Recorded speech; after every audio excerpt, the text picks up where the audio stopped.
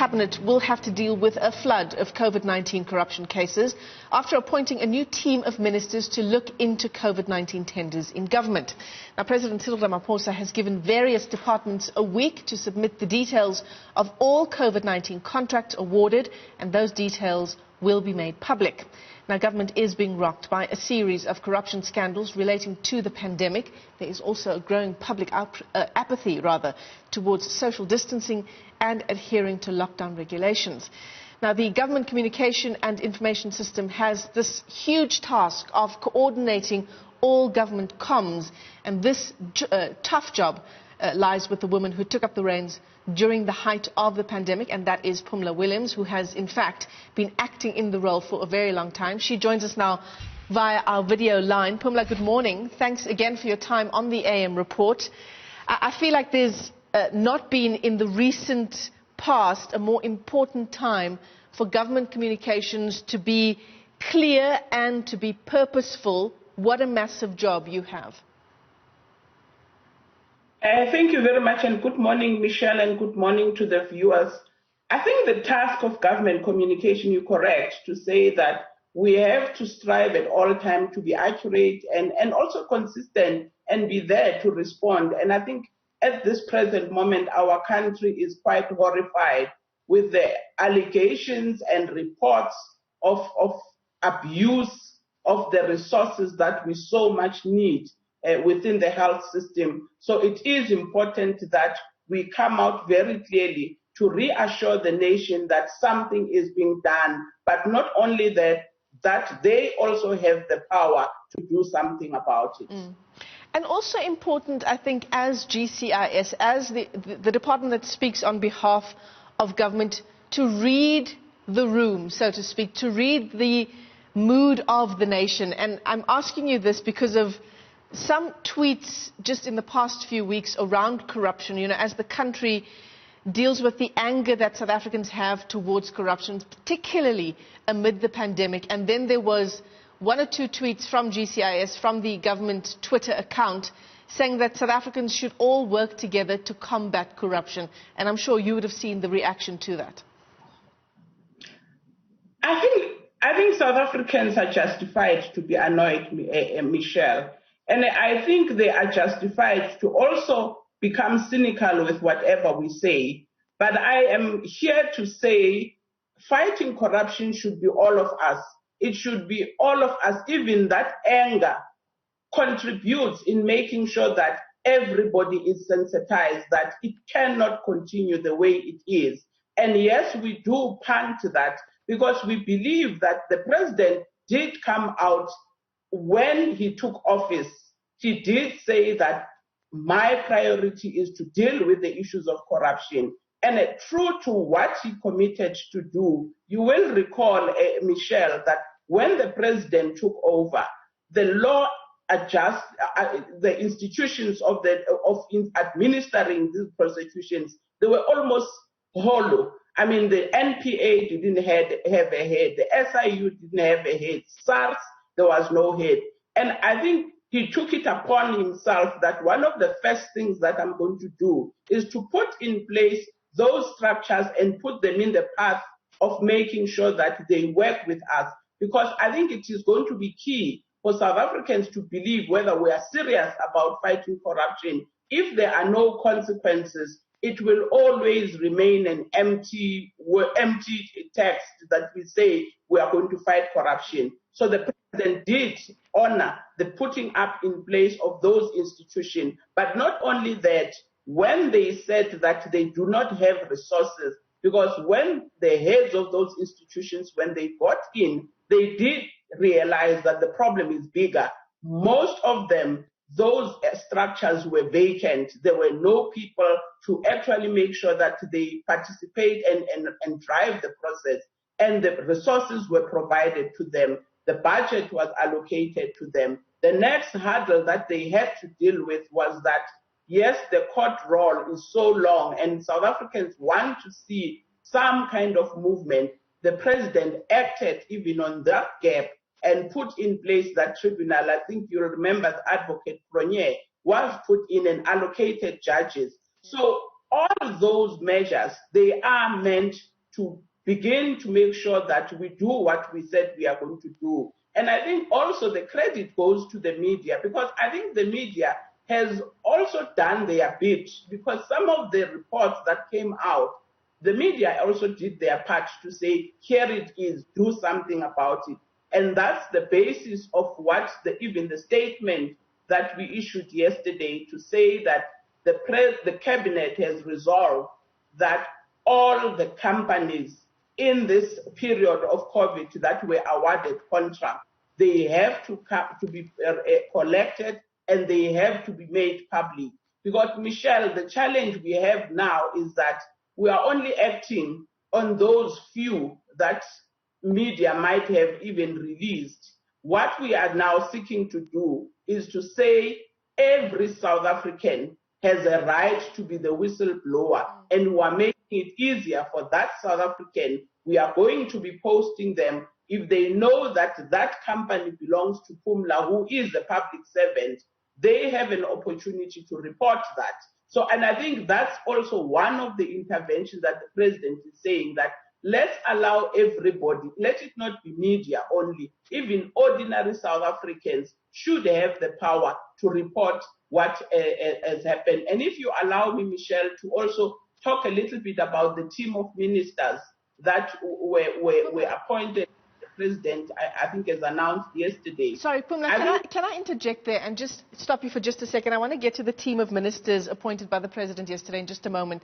But I want to touch on what you've just said, you know, that the president has put in measures, government has put in measures to begin to deal with corruption. And I think you hit the nail on the head when you started answering my question by saying South Africans have a right to be annoyed. South Africans are cynical, they are disillusioned by the appointment of yet another committee. It sounds like the appointment of yet another commission of inquiry. What South Africans want, and I'm sure you can agree, is to see the people who are behind things like PPE, corruption tenders that in effect lead to the deaths of our frontline workers because they don't have adequate PPE. I'm looking at the Mail and Guardian's page 3 this morning, Phumla. Healthcare workers' surgical masks cost retail R12.48 per mask. In the Northwest Province, 500 and odd of those masks were bought at a cost of R800 each. So the facts are there. Journalists like those from the Mail and Guardian are doing the work to get to the bottom of corruption. We don't want another committee of ministers. We don't want another commission. What we want is the people behind this kind of corruption to be held to account. Michelle, I think you cut me whilst I was still saying that the law enforcement agencies are there. One of the good interventions that they have done is to put in the structure that coordinates all of them. Because I think one of the issues that we have come to realize is that the corruption can only, we can only work faster if all these institutions work together. And they will continue to do that. The ministers are not going to be the ones who are doing the arresting and making sure that justice is served.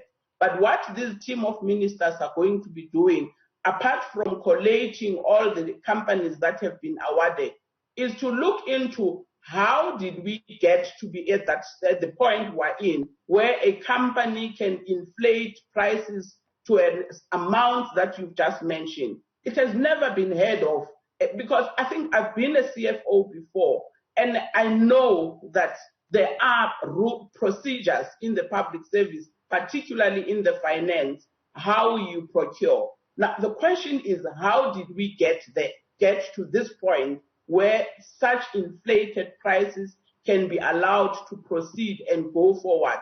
And that's what this team of ministers are going to be engaging. And also with a view of saying, if our procurement systems are so weak that it allowed people to find loopholes, they will actually be working with National Treasury to say, let's hear what really happened. How can we fix it? The other area that they are going to be looking at, what are the disciplinary processes in the public service?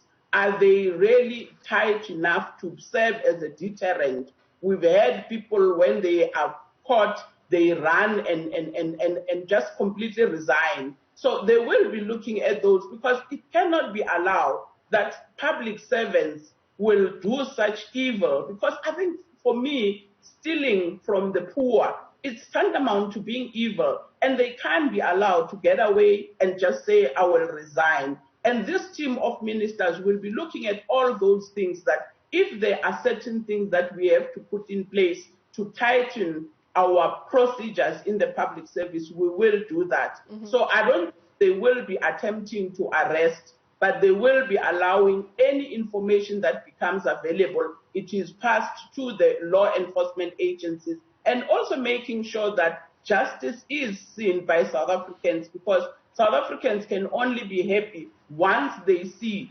somebody having been arrested. And also Phumla, importantly... Sorry, Phumla, your answers are very, very long, and I want to try and get to some questions as well, because you're talking about, looking into whether procurement processes in government are tight enough. I don't think we need a committee to investigate that. We know that as well when we look at the kinds of amounts that are being inflated in the procurement, not only of PPE, but many other service delivery issues. But this committee, the work that it's going to be doing, are these ministers going to be investigating each other? Should there not be an independent body that's doing that, so we don't protect our cadres? Michelle, you are still not getting me. This team of ministers are not going to be law enforcement agencies. They are not, and they are not equipped to do that. The law enforcement agencies will, and for all I care, if the law enforcement agencies or the whistleblowers pick up any of the ministers, the president is on record that I don't care who it is. Once the law enforcement agencies find somebody implicated, even at the highest level, I will not hesitate, I will act. So I don't think this structure is meant to do that, but it is a structure that is meant to say, how do we make sure that we tighten the capacity of the state to avoid these things from happening again? But ministers will be investigating other ministers, investigating to the point of pointing out to law enforcement that there are these issues in procurement processes. Ministers will be looking into the behavior of other ministers. No, Michelle, that's not correct. They have, one of the first tasks is to make sure that all the companies that have been used by the department is collated and it is made available to the public. And remember, Michelle, these companies, they are not even going to be quality controlled by these ministers. There's Auditor General, there's also yourself as public, there's also Parliament that is overseeing this whole thing. So there is no way that the ministers can then collect this information only to look for themselves. There is Parliament that does that job, and it does it very well. There's also the media that does this work very well, and there's an ordinary public, and there's law enforcement agencies. Okay. There's no way that this committee will actually try and doctor what we're seeking to do. So, Phumla, give me one sentence that says what this team of ministers that Cabinet has appointed to investigate COVID-19 corruption, what its mandate is. Well, one of the things that they will be doing is, how did we get to this point within our own processes in government? How is our processes working in terms of the public servants, what is expected of them, and how do we tighten? And I cited one example that, for instance, some of the public servants that have been implicated, they ran and just resigned because the disciplinary processes allow them to do that. This committee is going to be reflecting in things like those. The public service, the committee of ministers will receive the report from the National Treasury to say, how did we get this wrong?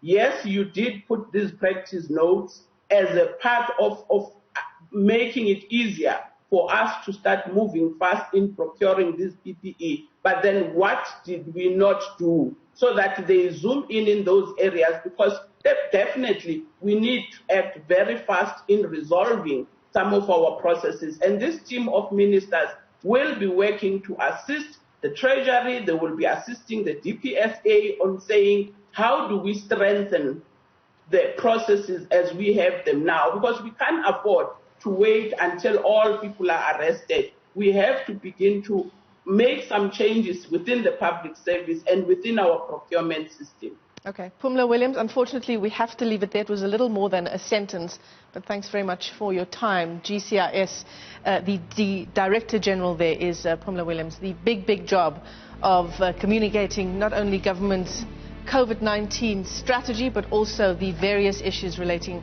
to tender fraud in government.